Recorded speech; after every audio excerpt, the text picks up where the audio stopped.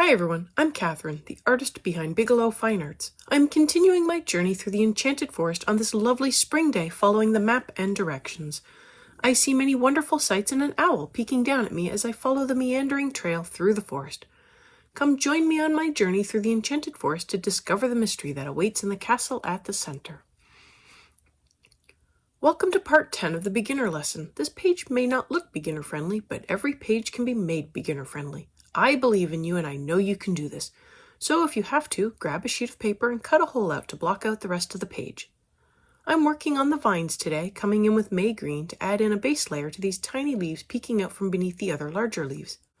Have you subscribed yet? It helps keep you informed of when I post new videos, as well as join in on the color-alongs. I have palettes and timestamps available for everyone in a Patreon post, so go check that out if you want the whole list of colors. I'm coming in with pine green and darkening up the base of the leaves. These are tiny leaves and can't take a ton of shaping or fine details like some of the larger leaves can, so I like to simply add in a darker bottom to the leaves and feather out the color to the tips.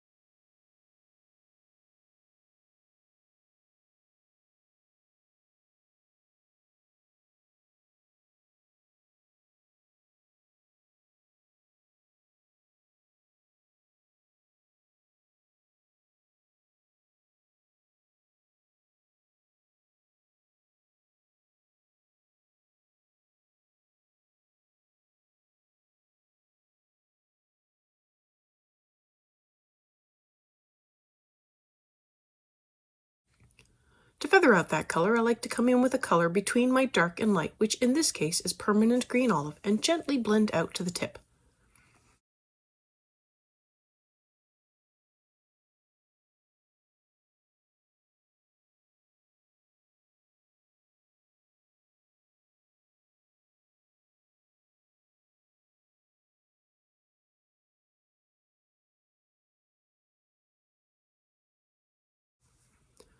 On to a new set of leaves, and I am coming in with light phthalo green and adding in a base layer over all these leaves.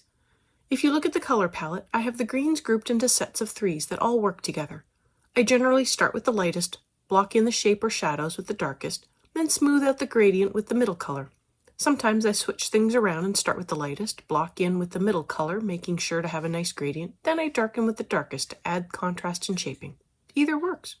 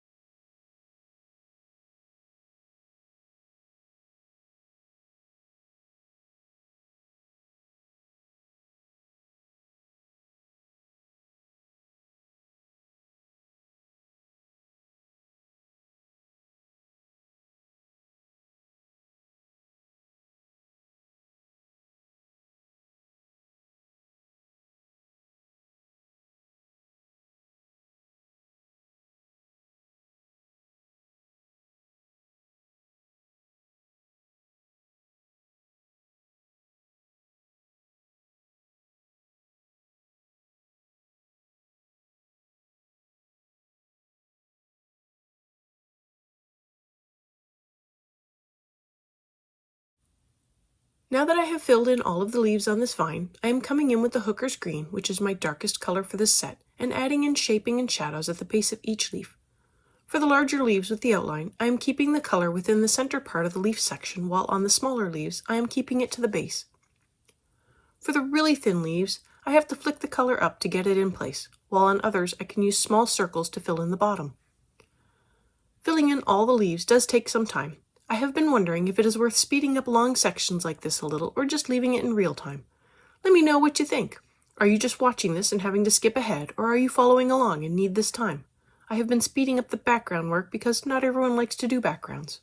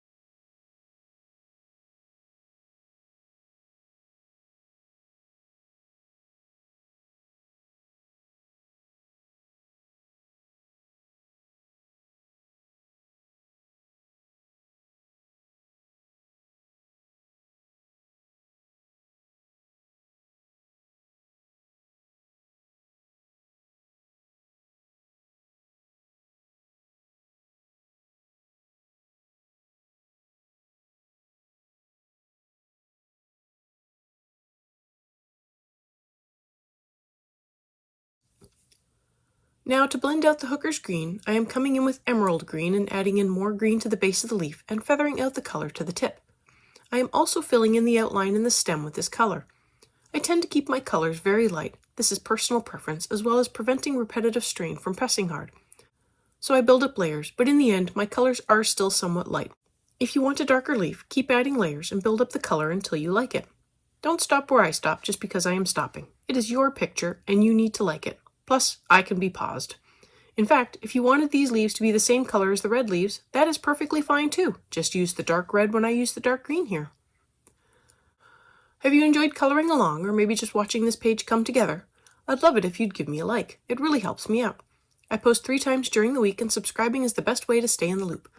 I have blog posts on Patreon for everyone to see with a short write-up, my palettes, and a list of the chapter breaks. If you have any questions or page requests, please leave them below or reach out to me on social media. I put a list of chapter breaks in the show notes, as well as a list of equipment I like to use. If you use any of my affiliate links, it really helps me out without costing you a thing.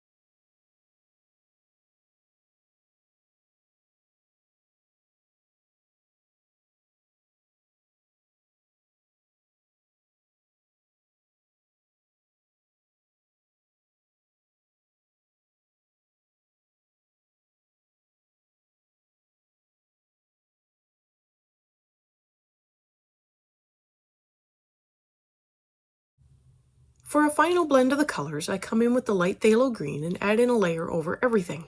This helps fill in the paper and blends all of the colors together a little more. I do tend to press a little harder on these blending layers, but not super hard. It is just a little more pressure. I could still come in with another color and add in more layers. In fact, most of the time I add in a blending layer, I do tend to come in with sepia next to darken shadows and increase contrast.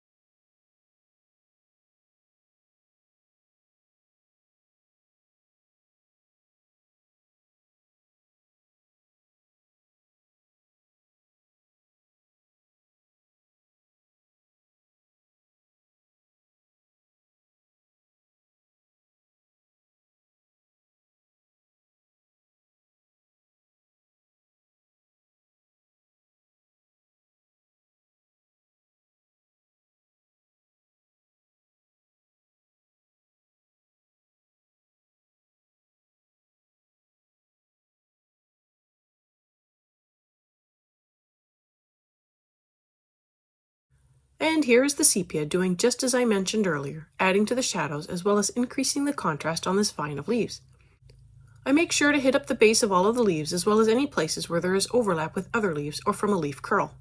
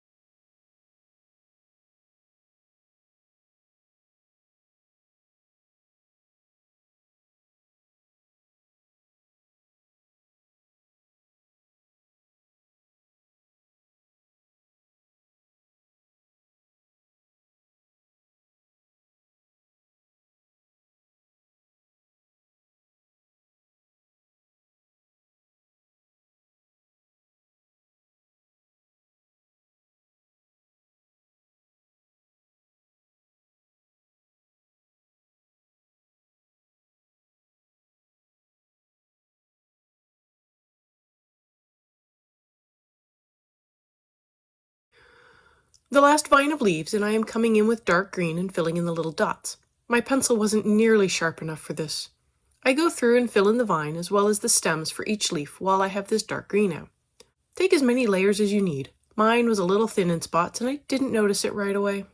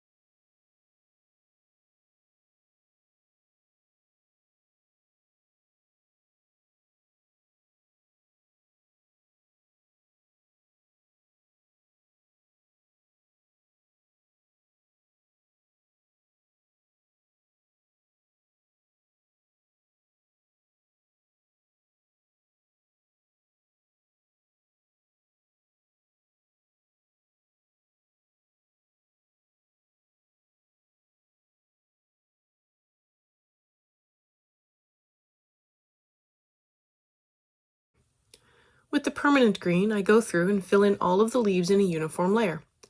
I want good coverage though, so I give it a couple of layers to really fill in the leaf.